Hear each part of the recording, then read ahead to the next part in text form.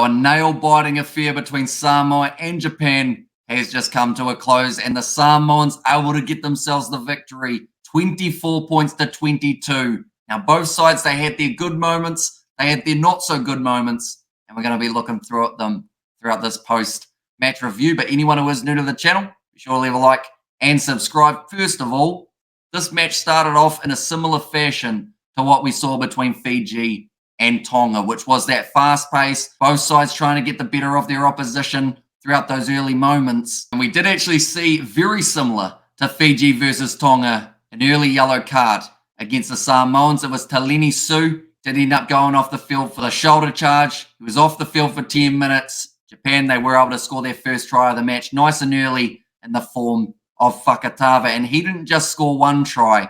Well, he did. He only had one on the board. But he also managed to get himself a line break. He was breaking through tackles. He is going to be a very dangerous option for Japan heading towards that Rugby World Cup. We did see Samoa fire back quite nicely, though. That was after a big momentum shifter, and that was Michael Leach getting a red card, similar to what we saw with Taleni Su, except he didn't actually crouch down for the way that he made the tackle. There was no wrap from Michael Leach, hit him with the shoulder to the head, and Michael Leach off the field for the remaining 50 or so minutes in the contest. And that was a big difference maker in the overall scheme of the game, because Samoa, from there, they started playing with a little bit more confidence. Although at times it was relatively tricky to know who actually had the man disadvantage. But Alamana Matanga, he got a great try for Samoa, using that physicality to break over the try line. And Samoa, they found themselves at halftime sitting 10 points to 10. Now, in the second half, I thought Japan would come out firing. They got themselves a couple early three-pointers, which was the moment it seemed like the momentum was going in their favor.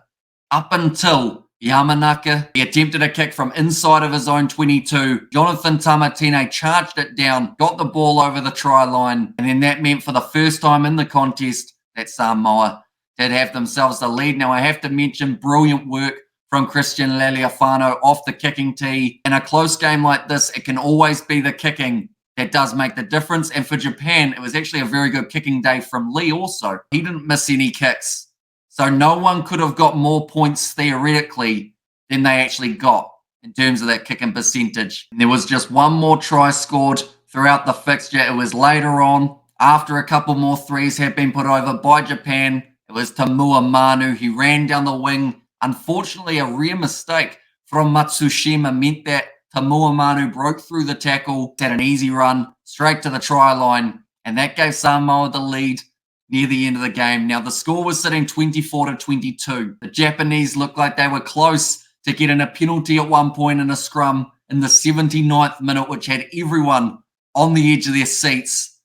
But in the end, it was a little mistake and a breakdown, a neck roll from Japan, and that meant that Samoa, they were able to take the tap, kick it into touch, and get their Pacific Nations Cup underway with a win. And that builds even more excitement for next week's contest, because it will be Samoa taking on Fiji, two sides with the victories from round one, going head-to-head. For Samoa, something that they will definitely want to work on before that next game is the line-out. They only won around 50% of their own line-out, but somewhere that they were extremely strong was in the scrums. Almost every scrum that they had to feed for, they managed to win themselves the penalty advantage. And there were plenty of scrums taking place, because I haven't mentioned it yet, but the handling errors from both of these sides, probably the most I have seen in an international game of rugby in a very long time. Going into halftime, both sides had 8 handling errors. By the end of the game, they were up to around 28 combined. Samoa unable to hang on to the ball. Japan were in the same boat. It was as if the ball had butter all over it. No one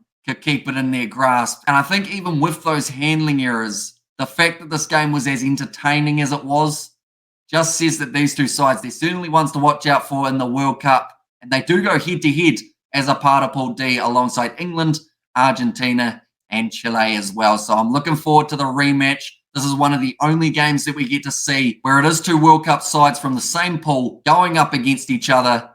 And it certainly delivered in just some weirder ways than we first anticipated. But man of the match performances, quite a few players stepped up in this game for Samoa. I'm looking at someone like an Alamana Matanga Also, we saw some great work from Christian Laliafano. Like I mentioned, scrum was strong, although both props actually having their own handling errors throughout the game. For Japan, Fakatava, he was definitely in a league of his own throughout the fixture. Kazuki Himino, we didn't get to see a huge amount of him, which I thought we may have seen a bit more after the red card of Michael Leach. But a few of the backs, they were just a little bit too quiet, similar to Himino, to have that real impact that we normally would expect. But nonetheless, I do thank you all very much for tuning into this review. Do let me know what you thought of this game in the comments down below. We will be back doing the live commentary for next week's game between Fiji and Samoa. So also, do let me know your prediction heading into that fixture. But thank you all very much for tuning in. If you did enjoy, sure leave a like and subscribe to the channel. And I will see you all